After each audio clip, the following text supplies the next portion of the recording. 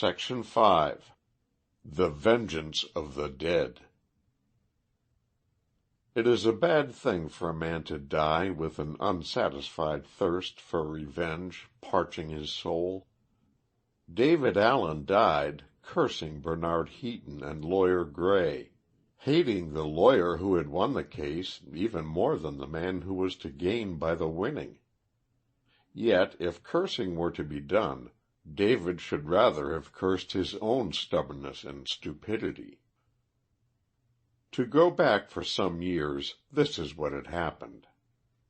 Squire Heaton's only son went wrong. The squire raged, as was natural. He was one of a long line of hard-drinking, hard-riding, hard-swearing squires, and it was maddening to think that his only son should deliberately take to books and cold water, when there was manly sport on the countryside and old wine in the cellar. Yet before now such blows have descended upon deserving men, and they have to be borne as best they may. Squire Heaton bore it badly, and when his son went off on a government scientific expedition around the world, the squire drank harder, and swore harder than ever, but never mentioned the boy's name. 2 years after, young Heaton returned, but the doors of the hall were closed against him. He had no mother to plead for him, although it was not likely that would have made any difference, for the squire was not a man to be appealed to and swayed this way or that. He took his hedges, his drinks, and his course in life straight. The young man went to India, where he was drowned. As there is no mystery in this matter, it may as well be stated here that young Heaton ultimately returned to England, as drowned men have ever been in the habit of doing when their return will mightily inconvenience innocent persons who have taken their places. It is a disputed question whether the sudden disappearance of a man or his reappearance after a lapse of years is the more annoying. If the old squire felt remorse at the supposed death of his only son, he did not show it. The hatred which had been directed against his unnatural offspring redoubled itself and was bestowed on his nephew, David Allen, who is now the legal heir to the estate and its income. Allen was the impecunious son of the squire's sister, who had married badly. It is hard to starve when one is heir to a fine property, but that is what David did, and it soured him. The Jews would not lend on the security. The son might return. So David Allen waited for a dead man's shoes, impoverished and embittered. At last the shoes were ready for him to step into. The old squire died as a gentleman should, of apoplexy, in his armchair, with a decanter at his elbow. David Allen entered into his belated inheritance, and his first act was to discharge every servant, male and female, about the place, and engage others who owed their situations to him alone. Then were the Jews sorry they had not trusted him. He was now rich, but broken in health, with bent shoulders, without a friend on the earth. He was a man suspicious of all the world, and he had a furtive look over his shoulder, as if he expected fate to deal him a sudden blow, as indeed it did. It was a beautiful June day, when there passed the porter's lodge and walked up the avenue to the main entrance of the hall a man whose face was bronzed by a torrid sun. He requested speech with the master, and was asked into a room to wait. At length David Allen shuffled in, with his bent shoulders, glaring at the intruder from under his bushy eyebrows. The stranger rose as he entered, and extended his hand. You don't know me, of course. I believe we have never met before. I am your cousin." Alan ignored the outstretched hand. "I have no cousin," he said. "I am Bernard Heaton, the son of your uncle." "Bernard Heaton is dead." "I beg your pardon, he is not. I ought to know, for I tell you I am he." "You lie." Heaton, who had been standing since his cousin's entrance, now sat down again, Alan remaining on his feet. "Look here," said the newcomer. "Civility costs nothing, and—" "I cannot be civil to an impostor." "Quite so. It is difficult. Still, if I am an impostor, civility can do no harm, while if it should turn out that I am not an impostor, then your present tone may make after arrangements all the harder upon you. Now, will you oblige me by sitting down? I dislike, while sitting myself, talking to a standing man." "Will you oblige me by stating what you want before I order my servants to turn you out?" "I see you are going to be hard on yourself. I will endeavor to keep my temper, and if I succeed it will be a triumph for a member of our family. I am to state what I want? I will. I want as my own the 3 rooms on the first floor of the south wing, the rooms communicating with each other. You perceive I at least know the house. I want my meals served there, and I wish to be undisturbed at all hours. Next, I desire that you settle upon me, say, 500 a year, or 600, out of the revenues of the estate. I am engaged in scientific research of a peculiar kind. I can make money, of course, but I wish my mind left entirely free from financial worry. I shall not interfere with your enjoyment of the estate in the least." "I'll wager you will not.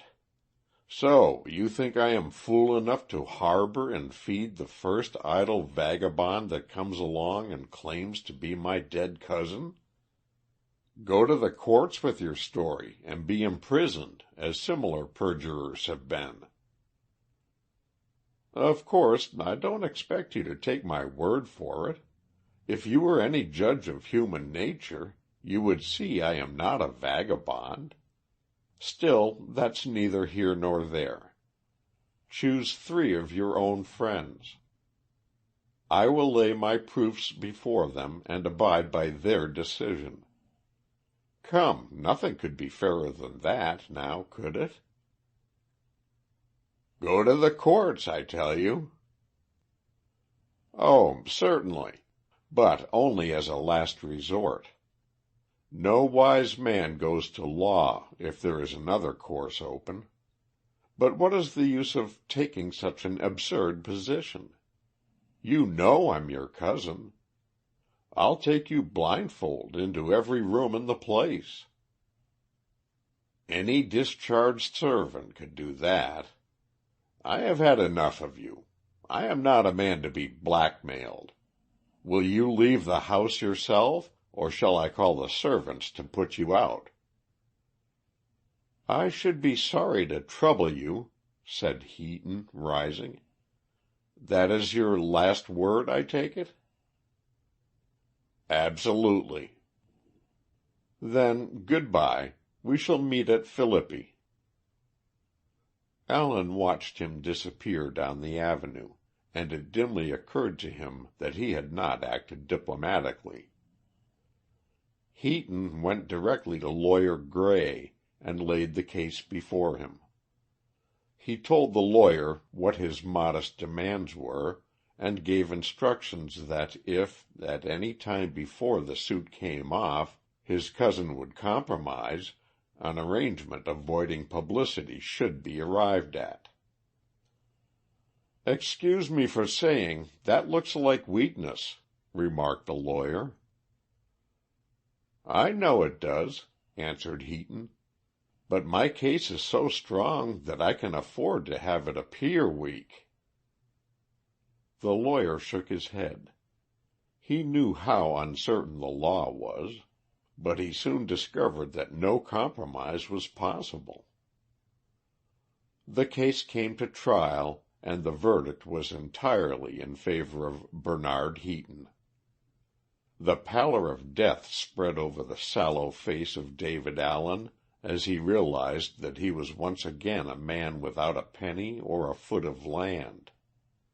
He left the court with bowed head, speaking no words to those who had defended him. Heaton hurried after him, overtaking him on the pavement. "I knew this had to be the result," he said to the defeated man. "No other outcome was possible. I have no desire to cast you penniless into the street. What you refuse to me, I shall be glad to offer you. I will make the annuity £1,000. Allen, trembling, darted one look of malignant hate at his cousin.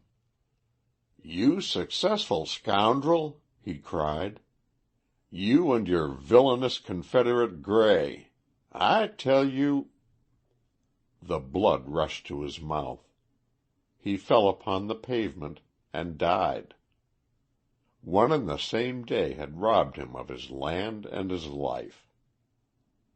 Bernard Heaton deeply regretted the tragic issue, but went on with his researches at the Hall, keeping much to himself.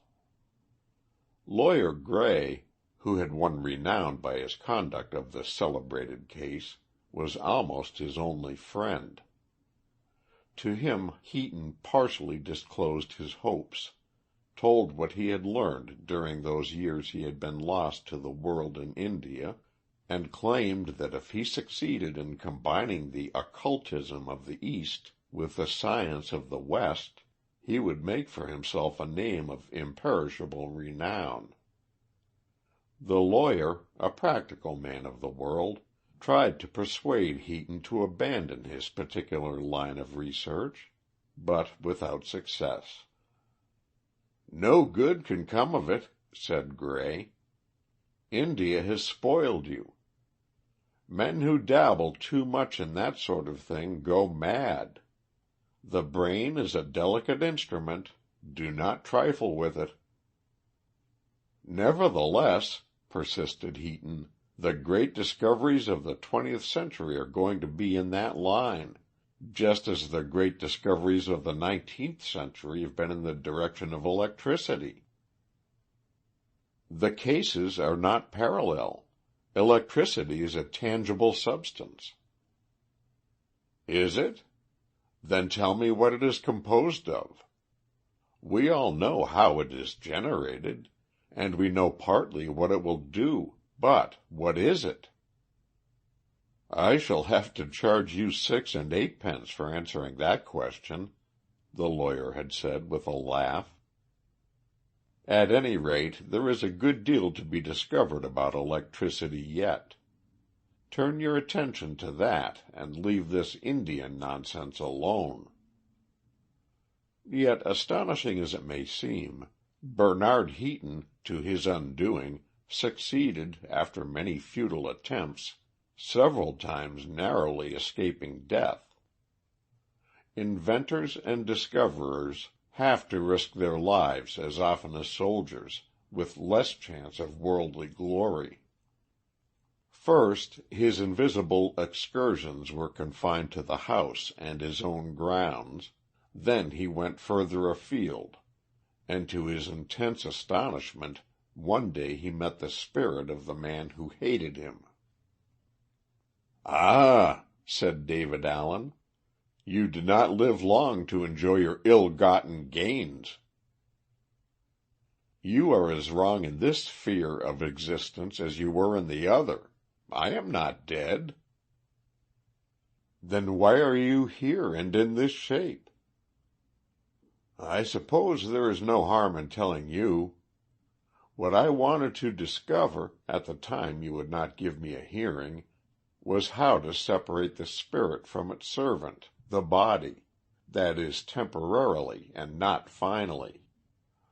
My body is, at this moment, lying apparently asleep in a locked room in my house, one of the rooms I begged from you. In an hour or two I shall return and take possession of it." "And how do you take possession of it and quit it?" Heaton, pleased to notice the absence of that rancor which had formerly been Allen's most prominent characteristic, and feeling that any information given to a disembodied spirit was safe as far as the world was concerned, launched out on the subject that possessed his whole mind. "It is very interesting," said Allen when he had finished. And so they parted. David Allen at once proceeded to the hall, which he had not seen since the day he left it to attend the trial. He passed quickly through the familiar apartments until he entered the locked room on the first floor of the south wing. There on the bed lay the body of Heaton, most of the color gone from the face, but breathing regularly, if almost imperceptibly, like a mechanical wax figure. If a watcher had been in the room, he would have seen the color slowly return to the face and the sleeper gradually awaken, at last rising from the bed. Allen, in the body of Heaton, at first felt very uncomfortable, as a man does who puts on an ill-fitting suit of clothes. The limitations caused by the wearing of a body also discommoded him. He looked carefully around the room. It was plainly furnished. A desk in the corner he found contained the manuscript of a book prepared for the printer, all executed with the neat accuracy of a scientific man. Above the desk, pasted against the wall, was a sheet of paper headed, "What to do if I am found here apparently dead." Underneath were plainly written instructions. It was evident that Heaton had taken no one into his confidence.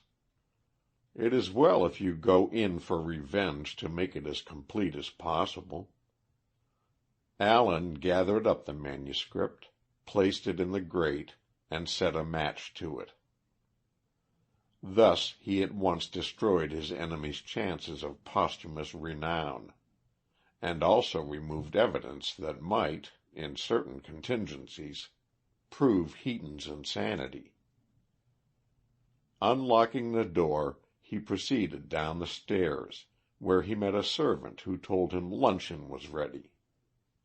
He noticed that the servant was one whom he had discharged, so he came to the conclusion that Heaton had taken back all the old retainers who had applied to him when the result of the trial became public. Before lunch was over, he saw that some of his own servants were also there still. "Send the gamekeeper to me," said Allen to the servant. Brown came in, who had been on the estate for 20 years continuously, with the exception of the few months after Allen had packed him off. "What pistols have I, Brown?" "Well, sir, there's the old squire's dueling pistols, rather out of date, sir. Then your own pair, and that American revolver." "Is the revolver in working order?" "Oh, yes, sir." "Then bring it to me, and some cartridges." When Brown returned with the revolver, his master took it and examined it. "Be careful, sir," said Brown anxiously. "You know it's a self-cocker, sir." "A what?" "A self-cocking revolver, sir," trying to repress his astonishment at the question his master asked about a weapon with which he should have been familiar.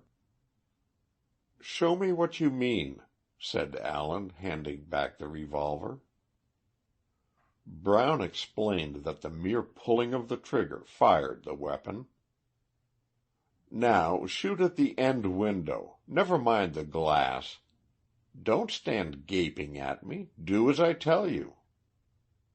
Brown fired the revolver, and a diamond pane snapped out of the window.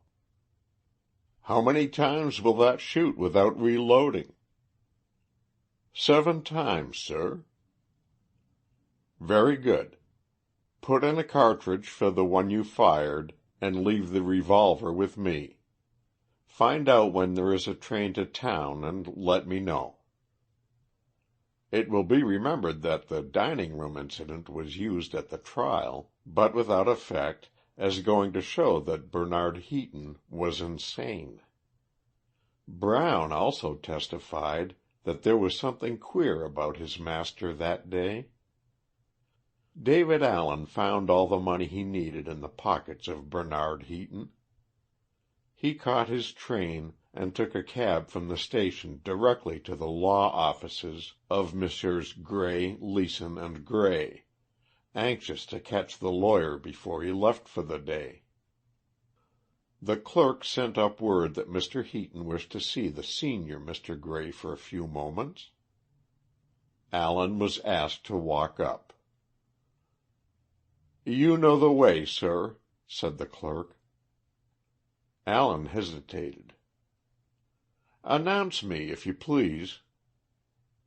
The clerk, being well trained, showed no surprise, but led the visitor to Mr. Gray's door. "How are you, Heaton?" said the lawyer cordially. "Take a chair. Where have you been keeping yourself this long time? How are the Indian experiments coming on?" "Admirably, admirably," answered Allen.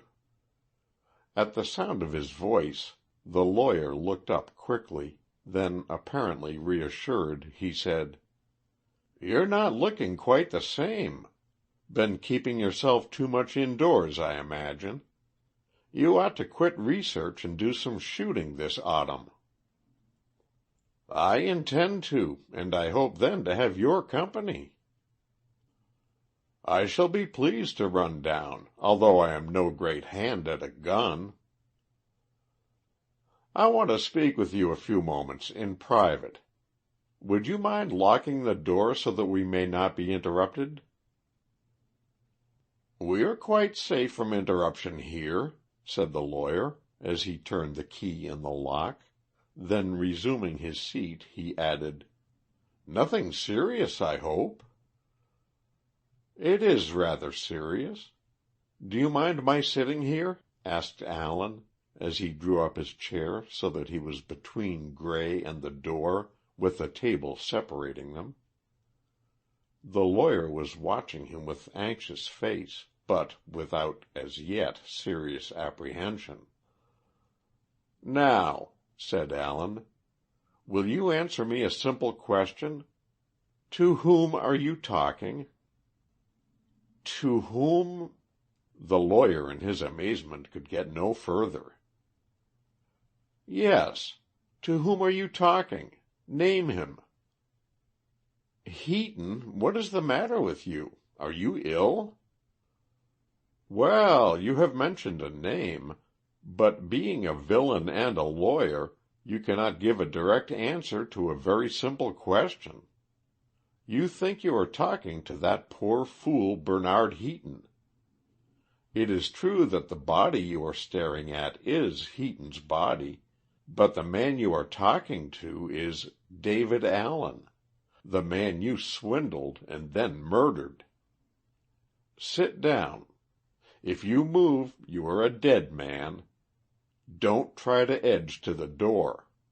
There are 7 deaths in this revolver, and the whole 7 can be let loose in less than that many seconds, for this is a self-cocking instrument. Now, it will take you at least 10 seconds to get to the door, so remain exactly where you are. That advice will strike you as wise, even if, as you think, You have to do with a madman. You asked me a minute ago how the Indian experiments were coming on, and I answered admirably. Bernard Heaton left his body this morning, and I, David Allen, am now in possession of it. Do you understand? I admit it is a little difficult for the legal mind to grasp such a situation." "Ah, not at all," said Gray, airily. "I comprehend it perfectly. The man I see before me is the spirit, life, soul, whatever you like to call it, of David Allen in the body of my friend Bernard Heaton. The essence of my friend is at this moment fruitlessly searching for his missing body. Perhaps he is in this room now, not knowing how to get out a spiritual writ of ejectment against you." "You show more quickness than I expected of you," said Allen. "Thanks," rejoined Gray, although he said to himself, "Heaton has gone mad, stark, staring mad, as I expected he would. He is armed. The situation is becoming dangerous. I must humor him." "Thanks. And now may I ask you what you propose to do? You have not come here for legal advice. You never, unluckily for me, were a client of mine." "No. I did not come either to give or take advice. I am here, alone with you. You gave orders that we were not to be disturbed, remember, for the sole purpose of revenging myself on you and on Heaton. Now listen, for the scheme will commend itself to your ingenious mind. I shall murder you in this room. I shall then give myself up. I shall vacate this body in Newgate Prison, and your friend may then resume his tenancy or not as he chooses. He may allow the unoccupied body to die in the cell, or he may take possession of it and be hanged for murder. Do you appreciate the completeness of my vengeance on you both? Do you think your friend will care to put on his body again?" "It is a nice question," said the lawyer, as he edged his chair imperceptibly along, and tried to grope behind himself, unperceived by his visitor, for the electric button placed against the wall. "It is a nice question, and I would like to have time to consider it in all its bearings before I gave an answer." "You shall have all the time you care to allow yourself. I am in no hurry, and I wish you to realize your situation as completely as possible. Allow me to say that the electric button is a little to the left and slightly above where you are feeling for it. I merely mention this because I must add, in fairness to you, that the moment you touch it, time ends as far as you are concerned. When you press the ivory button, I fire." The lawyer rested his arms on the table before him, and for the first time a hunted look of alarm came into his eyes, which died out of them when, after a moment or two of intense fear, he regained possession of himself. "I would like to ask you a question or two," he said at last. "As many as you choose. I am in no hurry, as I said before." "I am thankful for your reiteration of that. The first question is, then, has a temporary residence in another sphere interfered in any way with your reasoning powers?" "I think not." "Ah, I had hoped that your appreciation of logic might have improved during your, well, let us say, absence. You were not very logical, not very amenable to reason formerly." "I know you thought so." I did. So did your own legal adviser, by the way. Well, now let me ask you why you are so bitter against me. Why not murder the judge who charged against you, or the jury that unanimously gave a verdict in our favor? I was merely an instrument, as were they. It was your devilish trickiness that won the case. That statement is flattering, but untrue. The case was its own best advocate. But you haven't answered the question. Why not murder judge and jury? I would gladly do so if I had them in my power. You see, I am perfectly logical. Quite, said the lawyer. I am encouraged to proceed. Now, of what did my devilish trickiness rob you? Of my property, and then of my life. I deny both allegations, but will for the sake of the argument admit them for the moment. First, as to your property. It was a possession that might at any moment be jeopardized by the return of Bernard Heaton. By the real Bernard Heaton, yes. Very well, then. As you are now repossessed of the property, and as you have the outward semblance of Heaton, your rights cannot be questioned. As far as property is concerned, you are now in an unassailable position where formerly you were in an assailable one. Do you follow me? Perfectly. We come second to the question of life. You then occupied a body frail, bent, and diseased, a body which, as events showed, gave way under exceptional excitement. You are now in a body strong and healthy, with apparently a long life before it. You admit the truth of all I have said on these 2 points? I quite admit it. Then, to sum up, you are now in a better position, infinitely, both as regards life and property, than the one from which my malignity, ingenuity, I think was your word, yes, trickiness, thanks, removed you. Now, why cut your career short? Why murder me? Why not live out your life, under better conditions, in luxury and health, and thus be completely revenged on Bernard Heaton? If you are logical, now is the time to show it. Allen rose slowly, holding the pistol in his right hand. "You miserable scoundrel!" he cried. "You pettifogging lawyer! Tricky to the last!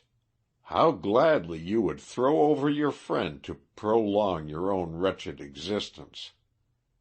Do you think you are now talking to a biased judge and a susceptible, brainless jury? Revenged on Heaton? I am revenged on him already. But part of my vengeance involves your death. Are you ready for it?" Allen pointed the revolver at Gray, who had now also risen, his face ashen. He kept his eyes fastened on the man he believed to be mad. His hand crept along the wall. There was intense silence between them. Allen did not fire. Slowly the lawyer's hand moved towards the electric button. At last he felt the ebony rim, and his fingers quickly covered it. In the stillness, the vibrating ring of an electric bell somewhere below was audible. Then the sharp crack of the revolver suddenly split the silence. The lawyer dropped on one knee, holding his arm in the air as if to ward off attack. Again the revolver rang out, and Gray plunged forward on his face. The other 5 shots struck a lifeless body. A stratum of blue smoke hung breast high in the room, as if it were the departing soul of the man who lay motionless on the floor. Outside were excited voices, and someone flung himself ineffectually against the stout locked door. Allen crossed the room and, turning the key, flung open the door.